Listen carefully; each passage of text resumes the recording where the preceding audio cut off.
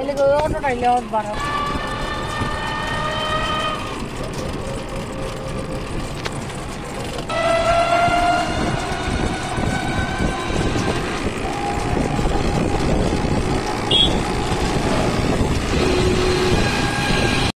লেখা আছে তো লেখা আছে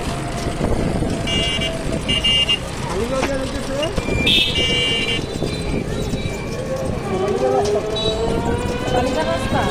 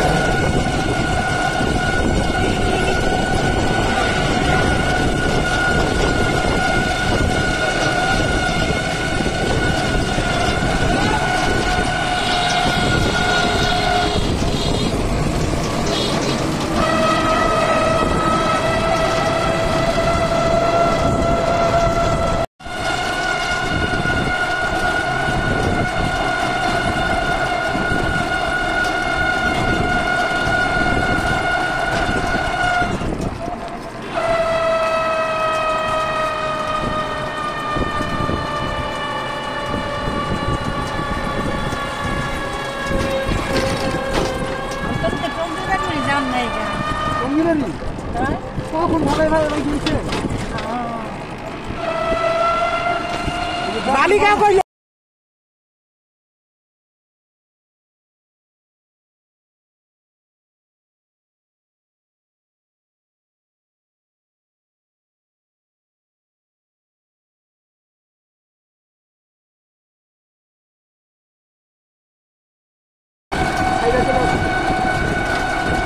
এখন আমরা আজ করতে না বালিকা যাচ্ছি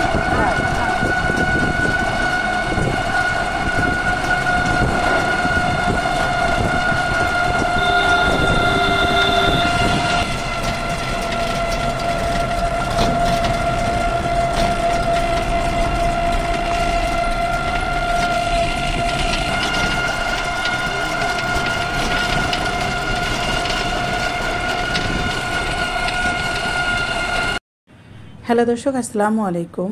মুন্সিগঞ্জ কাওয়ার থেকে এখন যাচ্ছি কলমার দিকে।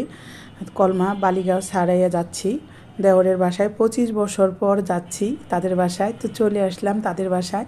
ওই বিল্ডিংটা হলো আমার ভাসুরের। আমার এই দেবররা 4 ভাই। 4 ভাইয়ের মধ্যে আমরা এখন যেই বাসায় আছি এটা হলো ছোট, আর ওইটা হলো বড়। তার পাশে মেজু, তারপরে একটু দূরে সেজু।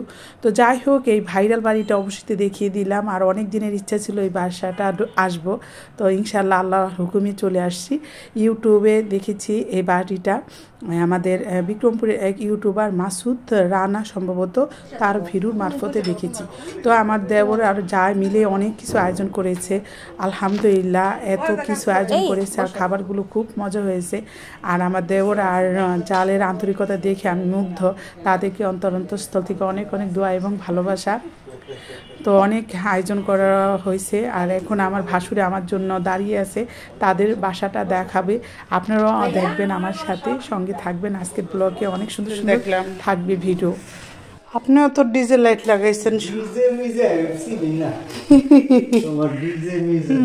খুব সুন্দর হয়েছে। তো এটা আপনার রুম না? এটা হলো ছোট পোলা বাড়িতে থাকে। ও কোথায় থাকে? হ্যাঁ, ও কোথায় থাকে? ও থাকে ঢাকায়। বাচ্চা আছে, বাচ্চার অসুখ, হাসপাতাল আছে, এখানে থাকে ছোট বড় পোলায়।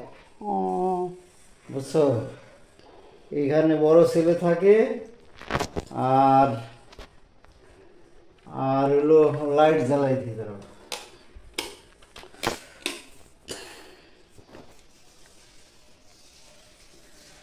আর হলো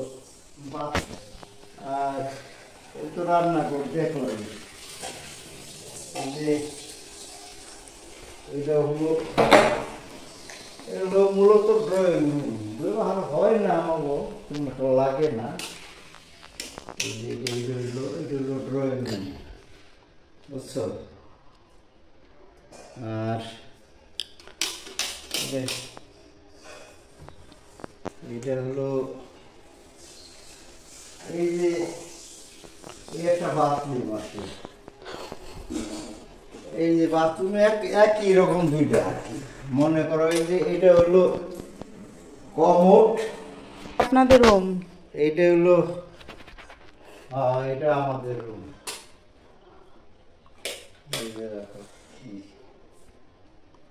এটা হলো আমাদের রুম। অসুস্থ, ডায়াবেটিক্স আমার খেয়ে গেল।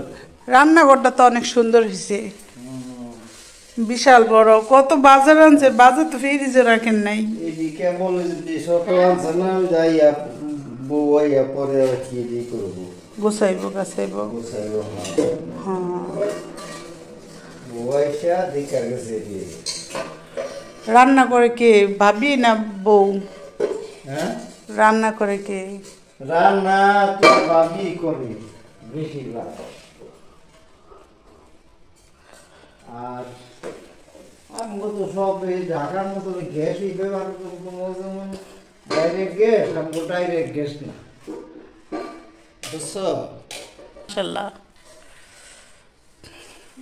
পয়সা লাগছে আসলে, কি পয়সা আমার তো আর কিছু বড় লোক না, আমার থাকার সমস্যা নাই। হ্যাঁ, আর আমি তো সাড়ে 4.5 বছর হইল, 4 বছর 2-3 মাস হইল।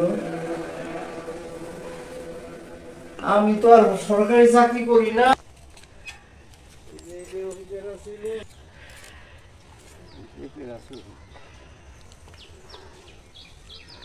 তোমার কারে রাখ দিলা তুমি?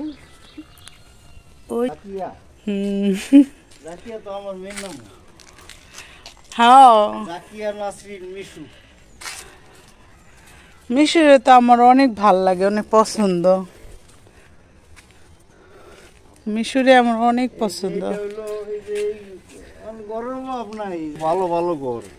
এই গড়টা বহু দামের গড়। এই যে গড়ের যে কাঠগুলো, এটা হলো ওই যে মনির ভাই থাকে, মনিরের ওই দোতলা, ওই যে ওইটা মনিরের, এটা ওই সব মনির ভাই। বাপের খেলে গড়। হ্যাঁ, ওইটা দেখছিলাম। আরেকটা ঘর আছিল, আর এই রুমটা, এই ঘরটা কার? এটা ওখানে মনিরের এটা এইটা এইটা ওইটা ওখানে একটা রান্না করে, ওই যখন ওইটা এটা রান্না করে বালাই বিছানা দিন এটা পাই যাবই। ওই আর ওখানে ব্যাপার হয়েছে, ওখানে আর ঠেকায় কি? আর আসলে সব আওয়ামী লীগের দল তো, এরকম ক্ষমতা আছে, যখন তো আর নাই। এখন যত পুলিশ আয় দারগা আসে সব ওই ওহিতের কাছে। ওহিত ভাই ওইখানে ওহিত ভাই ভালো আসেননি, আসেননি।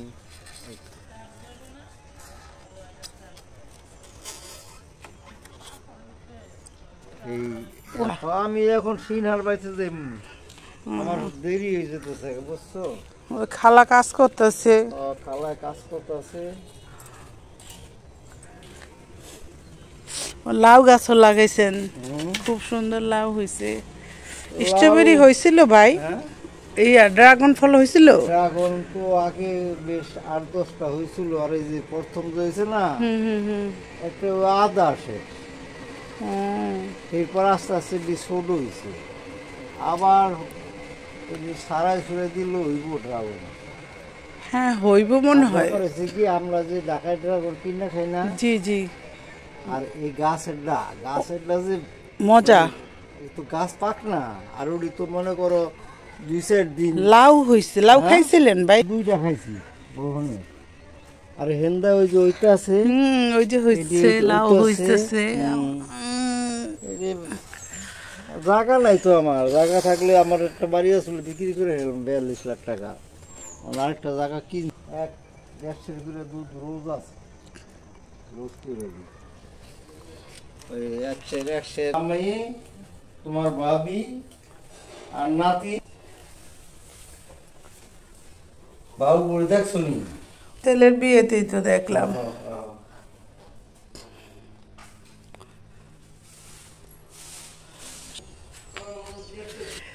বাসরে সব কিছু দেখাই দিল। আর যা ঢাকাতে বাসায় কেউ নেই, ভাইয়া এখন যাবে ভাবিকে আনতে, যার জন্য ভাইয়া আর আমাকে আপ্যায়ন করতে পারলো না। তো আমি যদি থাকতাম তাহলে ভাবি চলে আসতো। ভাবি অনেক ভালো মানুষ, আর একদম মেন রাস্তার সঙ্গে। আর বাসাটা কি সুন্দর দেখতে পারতেছেন, ঘরটা টিনের ঘর, 25 লক্ষ টাকা আনুমানিক, যেটা ভাসুরের কাছে শুনলাম এই ঘরটা তুলতে লাগছে।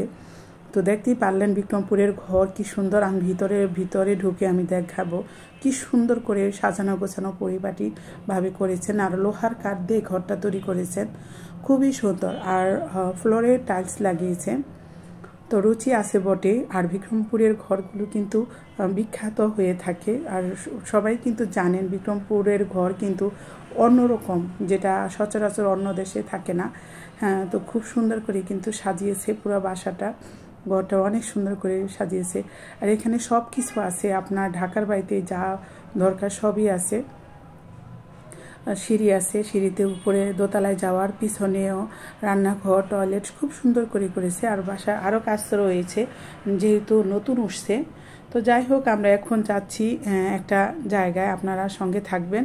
তো আমরা এখন ঘুরতে যাচ্ছি, দুপুরে খাওয়া দাওয়া শেষ করে ঘুরতে যাচ্ছি। আর ছোটোবেলা তো সেজন্য আমরা টাইমগুলা লস করতে চাচ্ছিলাম না।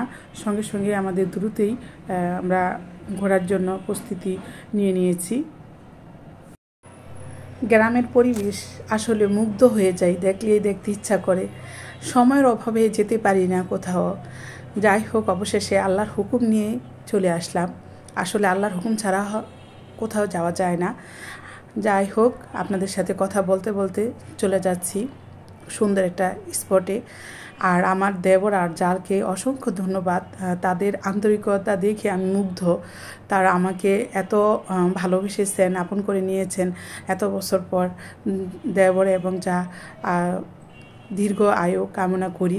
তা আপনারা ভালো থাকেন, সুস্থ থাকেন। আর দেওররা আসলে বিশেষ করে এমনই হয়ে থাকে। দেওর তো ঘোরার জন্য ভাবিকে টাকা দিল। আসলে কি বলবো, অন্যরকম মানুষ। আসলে বিক্রমপুরের মানুষগুলো আন্তরিকতা অনেক ভালো। তো চলে আসছি মিজান সিনার বাড়িতে। অবশেষে অনেক দিনের ইচ্ছা ছিল, বাট ইচ্ছা থাকলেও আসা যায় না। অবশেষে আল্লাহর হুকুমই আসা হইল। ভালো লাগছে এবার ঘুরে, অনেক ভালো লাগছে। আর আমি সবসময়, আপনারা জানেন, আমি একটু ঘুরতে পছন্দ করি। ঘোরাটা আমার কাছে খুবই ভাল লাগে। এখন আপনাদেরকে শেয়ার করব মিজান সিনার বাড়ি। নেক্সট ব্লগে পাবেন আপনারা ইনশাল্লাহ।